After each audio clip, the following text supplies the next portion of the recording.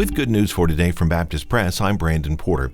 Because 59% of the world's population has little to no access to the gospel, the International Mission Board is committed to rallying and equipping missions leaders and influencers for the task of reaching the nations together.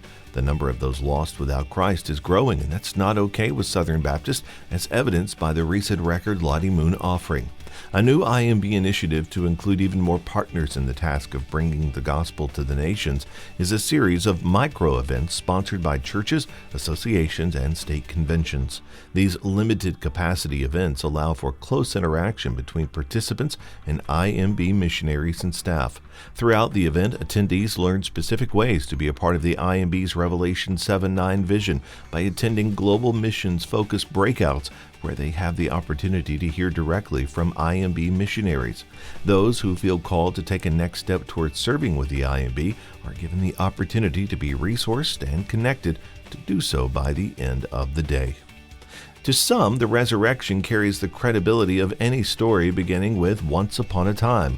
It's wishful thinking for the simple-minded. This view is misguided because the central claim of Christianity boasts great historical evidence.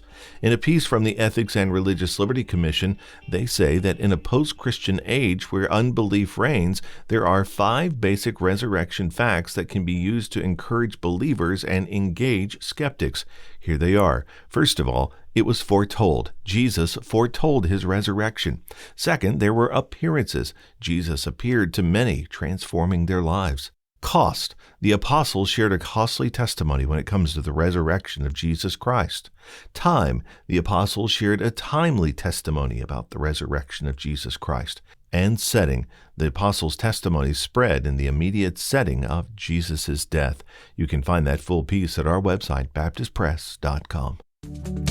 Good News for Today is made possible through our friends at the Voice of the Martyrs, a nonprofit organization that serves persecuted Christians around the world. Founded in 1967 by Richard and Sabina Wurmbrand, VOM is dedicated to inspiring believers to deepen their commitment to Christ and to fulfill His Great Commission, no matter the cost. Find out more and sign up for their free monthly magazine at vom.org/good news.